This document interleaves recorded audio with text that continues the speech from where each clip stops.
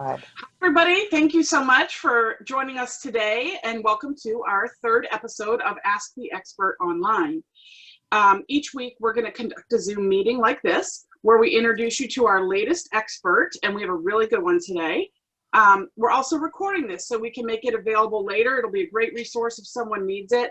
And then I'm going to ask our guest some questions, and she is going to share some really good content-rich information on her area expertise. And then if we have time, we're going to get to your questions. So this week, I want to thank our special guest, Jamie Grasso. Jamie is the owner of JG Jewelry and Estates. Jamie graduated from the Gemological Institute of America, and she has loads of related certifications. But mainly what you want to know is that she specializes in beautiful jewelry, but also helping people maximize profit by selling jewelry, silver, and coins as they downsize or deal with an estate or declutter for whatever reason they might have these pieces. So she can also help, excuse me, by taking dated and unused pieces of jewelry, think of your old nugget gold, and repurposing them so they have a new life and they can be enjoyed all over again. Jennifer and I, when we were thinking of topics, realized cash may be tight for some people. So it could be a really good time to deal with some of those pieces that are just collecting dust in your home. I want you to know that I met Jamie several years ago in a very dramatic fashion at a networking event. I remember her holding up one of those gallon-sized Ziploc bags, and there were a whole bunch of pieces of silver and other odds and ends in it. And she said someone was getting ready to throw out this bag, and there was $800 and some worth of silver in it, and she could write them a check at the time, and they walked away with money when they were going to put stuff on the curb. So she has really, really good information to share. Before I get to Jamie, and Jamie, again, thank you for coming today. Thank you, Anne. You're welcome. We're excited to get to the content. I do want to share, because we get tons of questions, a brief update about the DC Metro real estate market. We're on our 5th week since the COVID impact on our region. And the number of newly ratified contracts is way down from where it was this time last year. However, we've now seen 2 consecutive weeks where the reductions were less than the previous week. So while we're way down, historically, we're improving week over week. For this past week that just ended, there was a 21.6% drop in contract activity, the number of houses or properties that went under contract, compared to the same 7-day period last year. But the week before that, it was a 40.8% drop. So that's a huge improvement. Means the real estate curve is bending a bit. 100 more homes went under contract this week than last. And if we look at specific areas in our region, I can give you a little heads up what's going on in a tighter area. Northern Virginia was down 13%. Loudoun County was down 12%. Prince William County was down 11.7%. And then if you cross the Potomac and look at contract activity, Montgomery County was down 27.6%. Prince George's 31.6%. And Washington, D.C., 36.9%. Now that sounds huge, but for the 2nd week in a row, all 6 of the jurisdictions making up our metro region saw an improvement. So these are good signs. Again, as I've said before, serious sellers are selling, serious buyers are buying. Real estate is happening. It's just happening a little more carefully and cautiously. And we've got some really good systems in place to protect people. So I don't want to go too deep into the data. I want to get right into our content with Jamie.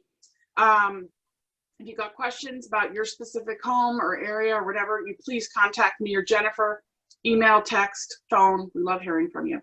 So Jamie, thank you again for coming. Let's talk a little bit about what you do and how people can make a little bit of extra money while getting some things off their to-do list and their household tasks. As I mentioned, right now, we know people may be a little bit tight on funds, and they may not even realize they have some pieces that can yield some extra money for them. So I know I've heard many times in my career, and it shouldn't surprise me anymore, but it does. I've heard people say, you know, Anne, I inherited my aunt's silver and gold jewelry, and I really don't want any of it.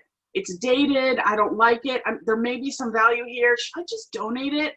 You know, what should I do with it? So I always tell people, no, you need to call my friend Jamie. But Jamie, can you share with us what they should consider when trying to evaluate what they have and what the demand might be? Okay, yes. Thank you, Anne, and thank you again for inviting me to do this. I'm excited to be doing it. But when we look at items and we go into a house or we have people that ask and say, what do I do with my stuff? There's three areas of consideration that we typically deal with or that goes through our mind. The first is beauty. So we have to look at a piece and say, okay, is this a beautiful piece? The subjective thing about it is what's beautiful to me may not be beautiful to somebody else. So beauty is in the eyes of the beholder, as always. The next thing we look at is rarity. So is the piece a piece that's been, mass produced, or is it a one-of-a-kind type piece? Is there a rarity to it in that all the pieces have been destroyed? Those types of things go into the rarity. So we factor in the beauty, we factor in the rarity, but the last part is factoring in the demand. And that is the number one thing that people need to consider with their items when it comes to jewelry, silver, and coins, and really all their items in their houses. But where is the demand? Okay. So that's the driving factor on the price of things. Willing buyer, willing seller. I heard a story once about a silver platter, or was it a big cup? It was some very large piece. It had to do with the Kentucky Derby, and somebody had gotten their hands on it. And to me, it seemed historical, but my roots are all from Kentucky, and they ended up melting it down. And when they told me the story, I felt like a knife was in my gut, because I was like, oh my God, how could they do that? But then again, I mean, I don't know what the demand would have been for a piece like that. It seemed a shame to me, but anyway, it speaks to what you're talking about. And actually, to the next question I had, which is, we often hear people talk about coins or jewelry, or I just mentioned this piece that was tied to the Kentucky Derby, that they've inherited, and sometimes we hear it referred to as estate or vintage or antique, which I would certainly think could be, rare, maybe not in demand. So can you speak to the difference between estate, vintage, and antique? Absolutely. So when we deal with jewelry, we talk about, or silver or even coins, we talk about antique. An antique piece means that it's more than 100 years old. But the one caveat to that is that just because it's old doesn't mean it's valuable. It simply means it's old. So we need to keep that into consideration, because again, it goes back to the beauty, rarity, and is there a demand for that older piece? Anything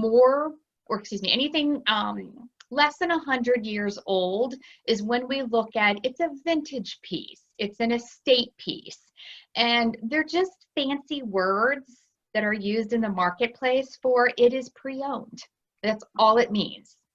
Interesting. So estate pieces are pre-owned pieces. I always thought if you heard estate, it meant, there was some value, like, it automatically came with a level of value. So I guess that's not true. So thank you for dispelling that. So what do people mean when they say that it has an intrinsic value? What does that mean? Well, the intrinsic value with jewelry is, doesn't have an additional value outside of what the piece is. So let's say, for instance, the Kentucky Derby, when you were talking about that on the silver, on that trophy. So that might have an additional intrinsic value to someone, but then it goes back to the demand.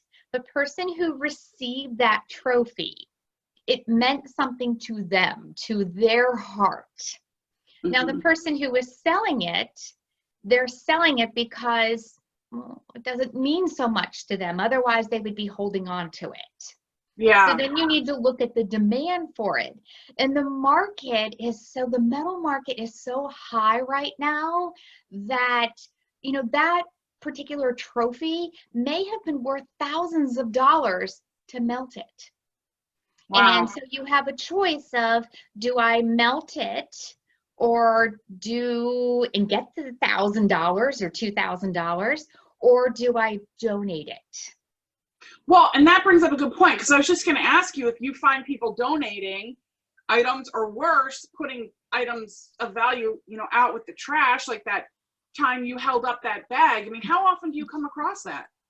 I come across that all the time. You would not, I've worked with Salvation Army and Goodwill. You would be shocked at the amount of things that people just simply toss because they have no knowledge of it. So when people are cleaning out their homes, or when they're going through the transitions of their life, or even downsizing and such, what we really want to do is set up an area or set up a box where you have a box that's jewelry, a box that's silver, a box that's coins. Just toss those things into it. So you'll see on the picture that's up here, on the left is a prime example of what's in that box. Just toss them in.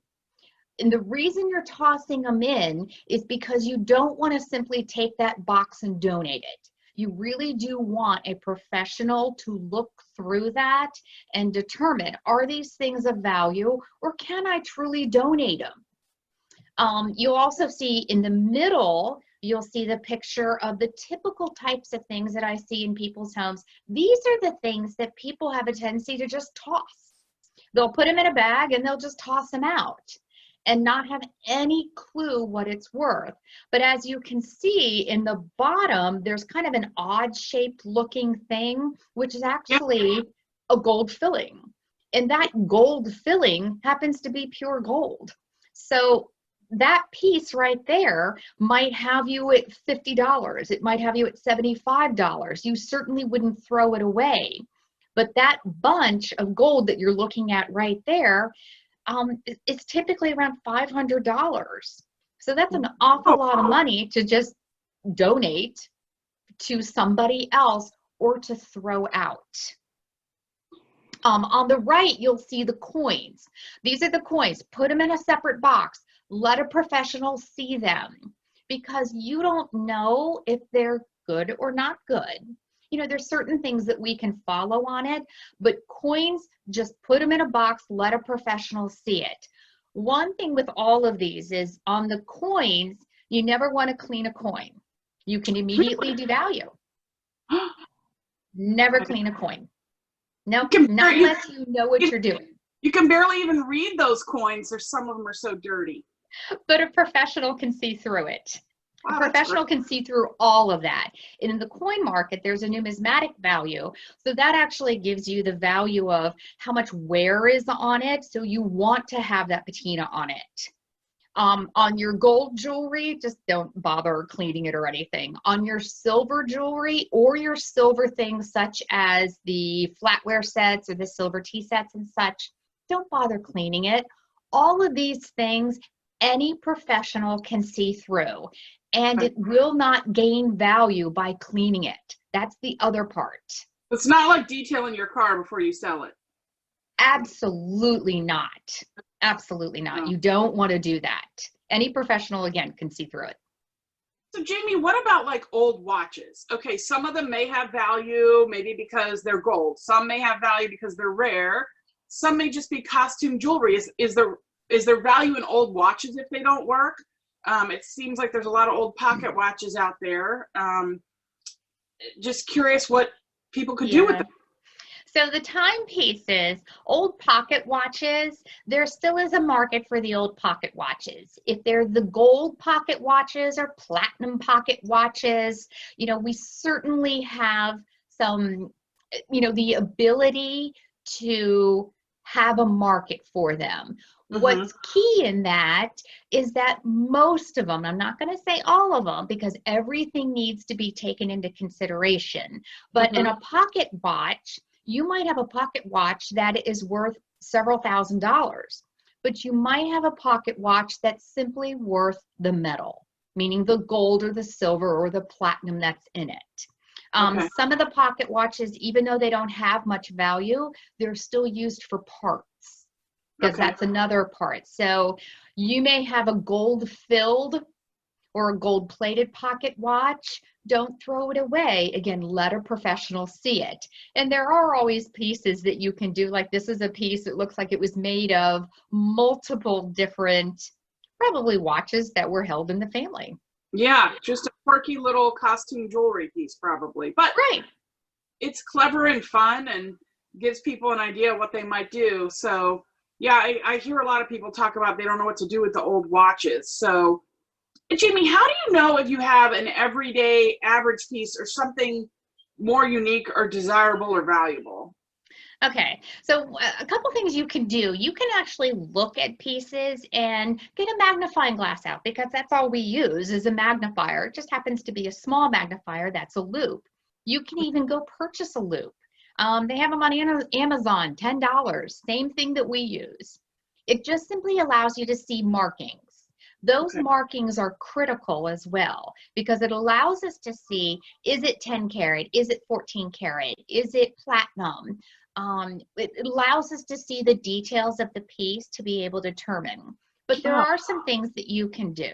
Mm-hmm. Any piece of jewelry, just keep it. Let a professional see it. Okay. Whether it's costume or not, we need to see it. Okay. The other thing you can do is you can go out on Amazon and you can purchase a loop. You can also purchase what's called a rare earth magnet. And the rare earth magnet, you can run it over the jewelry and it will pick up about 50% of the base metals. So it quickly tells you if a piece picks up, especially a necklace, and it adheres to the rare earth magnet, it quickly tells you this is a piece of costume, or it could be gold filled. Okay. Again, don't throw it away, because they have value to them. Right. Don't throw it away, don't donate it. What if they're Mhm. what if they're engraved or personalized? Is that still worth keeping? You know, to So, show up personal? yeah, it depends. So some of the pieces, and I hate to say it always depends, but some pieces that have engraving, that's a special type of engraving, they may have additional value, but for the most part, and as a rule of thumb, once something is engraved, it's engraved for that individual. You know, Right. let's talk about a wedding band. You know, a wedding band may have engraving on it and it may say the initials from 1932. Well, that means something to them. It doesn't necessarily mean something to somebody who is looking to purchase a new Okay. wedding ring. Right. However, if you're using your grandfather's wedding band, and I've seen that happen a lot, we will engrave and put the new dates that are in it. So you'll preserve the history of it and the sentimentality of it. Very cool. So I think from this set of questioning, what I'm coming away with is whether you're not sure of the value, you know, if you're not sure of the value, if it's a pocket watch, if it's costume jewelry, if it's been engraved, just keep it and show it to someone, because even the costume jewelry could have a little value if it's rare, and, you know, engraving may or may not diminish the value, and you don't truly know what you have, so let the professional look, right? Please do. Let the professional look. And you find it a lot of times on the sterling. Sterling Mm-hmm. is often engraved in the flatware sets. That is typically a D value. Not always, but it is typically a D value. Because let's say, for instance, you engrave it and it has a Z on it. You know, the next person purchasing that, because not everything gets melted, but the next person purchasing that, they may not want a Z on it. Well, I'm glad you said that, Jamie, because you do think that, like, oh, these antique tea services that nobody in the family wants, and some of them, the craftsmanship is just incredible. I mean, I think they'd make beautiful pieces to set out artistically, you know. But anyway, so is there a market? You're saying there are people buying the flatware. Is there a market for the flatware and the tea service and so on in the US or elsewhere? So yes, there is a market for it. So what we have to look at is unique pieces. We have to look at pieces that have a lot of details to them.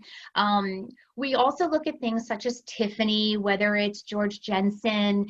We have to take those things into account. The challenge to that is just because we go and we will purchase, or all purchase based upon the weight of the value and the going rate of sterling, doesn't mean that a piece will get melted. It simply means that that's what has to be paid for it.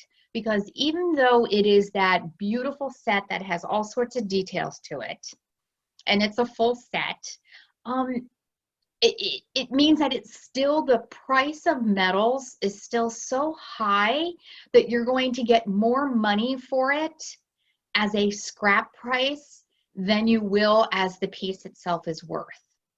So that's one thing to keep in mind. Just because it's being purchased by somebody doesn't mean that it's going to be melted. Right, right. I think that's somehow comforting to people, even though they're already talking to you about getting rid of it. It's like somehow they want to know that in the future it retains its shape and it doesn't, you know, get melted. But Right.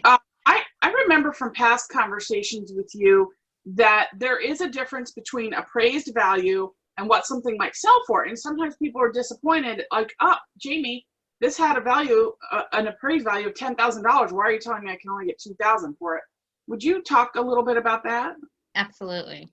So a lot of times when people call, I will do the initial question of, well, what's the purpose of this? You know, what's the goal?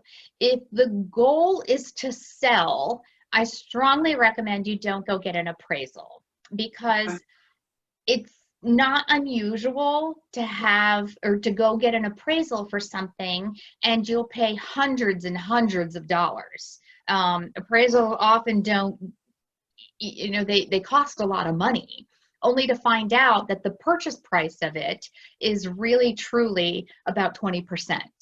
And when we have the appraised value, keep in mind that an appraised value is for insurance purposes. It's for insurance purposes, it's for estate purposes, to be able to pass down. And it's done in order to make sure that you can replace that item of like quality in the retail market. And everybody knows that when you go purchase something retail, that's not the actual value of it. You're paying for all sorts of things.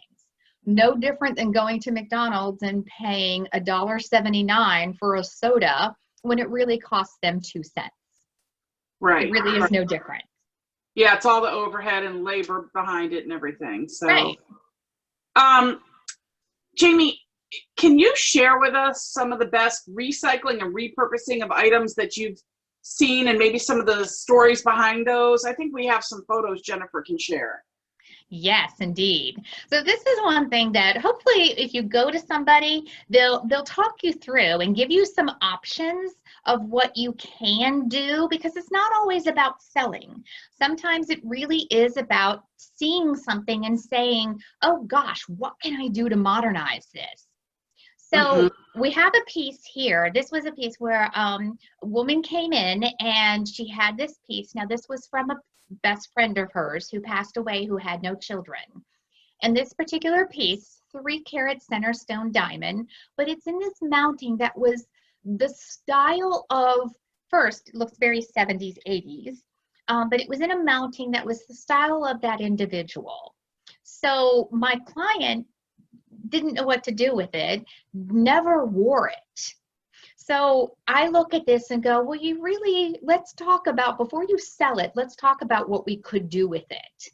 So I took the gold, I took the diamonds from it, and I took the actual diamond and recreated what is there on your screen on the right. So it's updating the pieces. It's not always about selling. A lot of times it's updating. So now she can wear this ring that she never wore before and be proud of it and think of her dear friend. I bet she wears that all the time now. Yeah, she does. She wears it instead of her engagement ring. I think we had another one, Jennifer. Can you go to the next slide? Yeah. So what is this piece on the left, Jamie? Is that the blue turquoise one on the left? Not the blue turquoise, blue topaz. I'm sorry. Okay, the one on the left is a blue topaz. That particular piece, the woman came in and she was going to sell her grandmother's watch, because what was she going to do with this little tiny watch? And she never wore it. It didn't work. In order to get it to work, we would have to put a lot of money into it. But it really meant something to her. So I asked her if we took out the actual timepiece of it and the workmanship of that, and we put in a stone, would you wear it as a bracelet? And she thought that was a fabulous idea. And the best part about it is it was all paid for with all the gold she sold.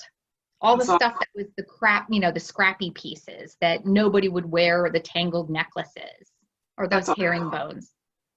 That's awesome. So the piece in the middle is like an antique ring setting, and then this beautiful pendant necklace beside it. Yes.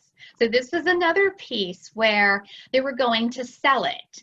So when I talk about with my clients, every client's different. Everybody is individual in what they like, what they're selling, what's sentimental, what's not. But in order to give them just some things to think about, this particular ring is, yes, indeed, it's an antique ring. It was not her style in any way, shape, or form. She never wore it. It just sat in a box. So it just wasn't, she didn't like that. So I asked her, if we modernize this, would that be something you would be interested in? And again, we took it and said, okay, let's put it into your style. Worked with her, showed her pictures, came up with some different designs. All we did on this one is take the center stone from the ring, put a halo around it on a chain, and we added the 2 side diamonds from that ring, and we just bezel set them, and she now wears this beautiful necklace. Isn't that fun? I love it. But I really like the ring on the right. I love those big swoopy, I don't know what you call them around the diamonds, but I a fun design. Yeah, this one was great. So this is a divorce diamond, and this is a divorce, whoops, sorry about that. This is a divorce diamond. So she came in all set to sell this diamond. Mm-hmm. So with that, I gave her a price on it and talked with her about it and said, okay, well, is there some, do you have sentimental value to this? No, not at all. Is there bad juju with this particular diamond? No, it's in an engagement ring, and I don't want to wear it in an engagement ring. So I just thought I'd sell it. Okay, so let's talk about this. You'll never have a diamond for nothing, because essentially you already absorbed it. So we took this one, she thought, oh, well, maybe I will do that. We ended up, she thought about it. We didn't do anything with the diamond to begin with. So I left it as an open invitation. I'm a willing buyer. I have no problem buying it, but I do want you to think about, what could we do with this? We made it into a right-hand fashion ring in this freeform updated style, and she loves it. Wears it every day, and it is no longer an engagement ring and a memory of something that is not necessarily good, but it's now something that she created and is beautiful. I think that is a fun piece. I'm so glad you shared those pieces with us. I want to hit on something that's a little bit practical. We've come now off the fun stuff. But I know that you sometimes help people in ways that may not be immediately obvious, like working with attorneys on a valuation, and then maybe coming up also with, let's say there's an estate and several pieces have been left, and people are trying to figure out, how do we divide them up? Coming up with the value for the pieces, so there's an equitable division between the members of the estate. So can you talk a little bit about your work doing these? Because I don't think people realize they could hire you by the hour for that kind of work. Yes, exactly. I actually do a lot of evaluations. They are not appraisals. An appraisal is a long, lengthy process because you have to actually get everything ready and get it so that you can replace that particular piece. With an evaluation, and I've done this for multiple attorneys, I've actually done this for multiple families where they just have boxes of jewelry. They've inherited it, they've got it from their parents, they have no idea what to do with it, except for they know they don't necessarily want it. Mm-hmm. So I've gone through and done inventories on them, and I will put, what is today's market price? So in doing this, it allows you to create, indeed, an inventory, a listing of the item, but it puts a value on it should you want to go out and sell it. When I do these evaluations, oftentimes they're just done in a spreadsheet, but Mhm. oftentimes they are done so that family members can pick and make it an equitable distribution. If it's the case, because usually the goal is to distribute it or sell it, Mhm. when I do an evaluation, I am never the buyer. Okay. I won't buy whatever I evaluate, but I will give you guidance on where to go in order to get the pricing. And that's why we trust your expert, Jamie. Thank you. So that is good information to have, and I'm going to file that away because I get questions like that. I'm pretty much to the end of what I wanted to ask you, and in lieu of taking a couple questions, do you have any final tips you want to share with us before we sign off today on, something people might want to be mindful of related to this conversation? Yeah, I do. So I can't stress enough how important it is to just create a box that says coins and create a box that says silver and create a box that says jewelry. Toss it in there. Let a professional see it. Please don't assume that something just because it was in your mom's coat pocket or just because it was in a soup can. My mom used to keep her jewelry in a soup can.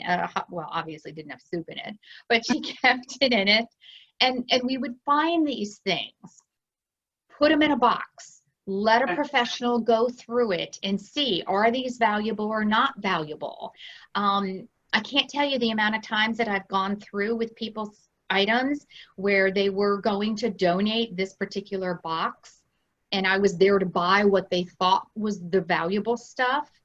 And going through the other box that was in donation, I've found thousands of dollars. Wow. It's shocking because people don't know, or they think it's costume. So they'll pick the pieces and they'll go, oh, well, it looks like it's gold and it says Monet on it. But in actuality, that's a costume piece.